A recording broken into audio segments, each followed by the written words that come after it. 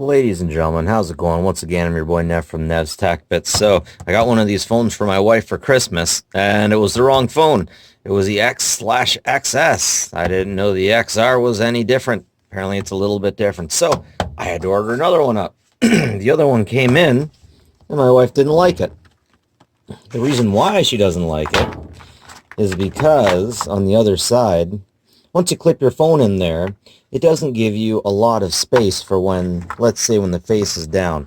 Ideally on a phone, what you want is a little bit of space when you have the case, for the case to protect the phone from a surface. So let's say you have a sandy surface, a hard sandy surface. You should be able to put your phone on there and do this without worrying about getting it sliced up or anything.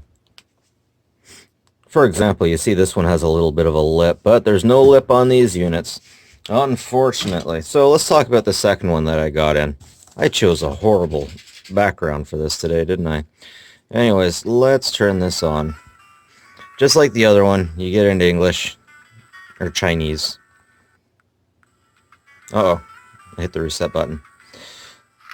The viewing angle is actually better on this one, but the buttons are backwards. What the heck? Oh, I should have cleaned that screen. Yep. A is supposed to jump. B is supposed to make you run faster.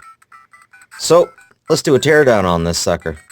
First, for everyone who hasn't seen the other one, 36 games in one.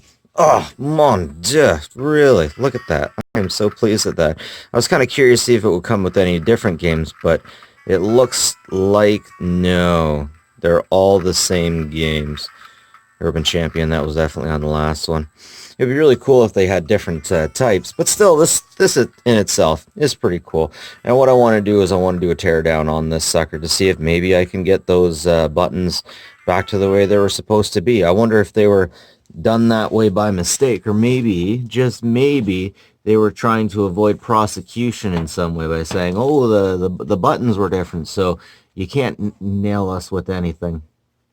Alright, I'm just going to take a minute to figure. Now I just have to get these Phillips head screws off. What I'm expecting to see in here is a Nintendo on a chip. Anybody who's worked with hardware has heard about that. It's literally a Nintendo Entertainment System on a chip. Screws out. Let's see if I can just pull this out. Am I missing this? I am missing. I think there's one more. Wow, I love how simple that is. That's a circuit board, but the Nintendo on a chip will be right there. Very basic battery. The same that I see in most Chinese electronics. I wonder... Oh, it just flops right out. Oh my goodness, it just flops right out. That's beautiful.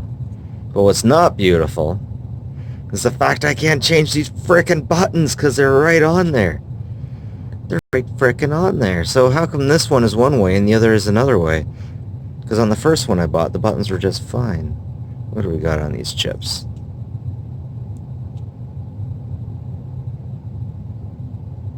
That chip on the right's totally unlabeled.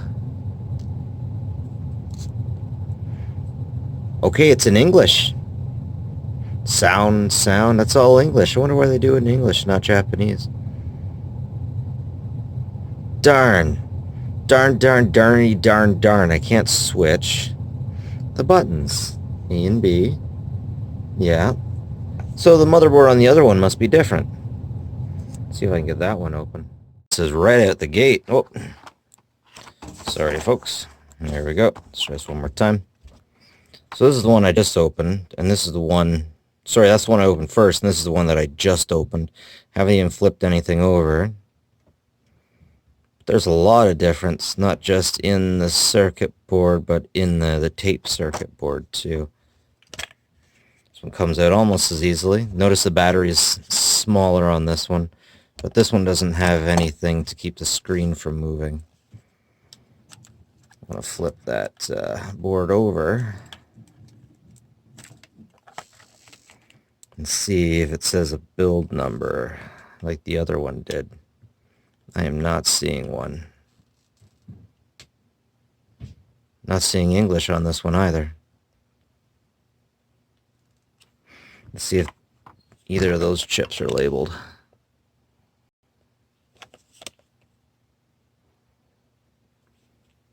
And if I can't see that with the camera of the cell, I'm not going to see it with the eye. Okay, this one, I lied. This is a T25616. There's only one chip that I see. Not too much different, though. Okay, it is. It is. Totally different. Alright, and that chip on this unit is a G1814. That must be the sound card, because it says right under it, sound. I'd love to know a lot more about the manufacturing. They both have different model numbers. Perhaps they were manufactured separately in different locations. But yeah, that's where the Nintendo chip would be. Unfortunately, I have no way of getting that off without destroying the chip underneath it, too. Anyways, I'm going to get these things back together in case I actually get some of these advanced iPhones. I'm still stuck back in the 20th century with my iPhone 8. Pretty cool stuff. Really cool stuff. But that's it for me, folks. Nev from Nev's Tech Bits. Like and subscribe if you like this. Help me out a little bit. And take care of each other. Have a good one.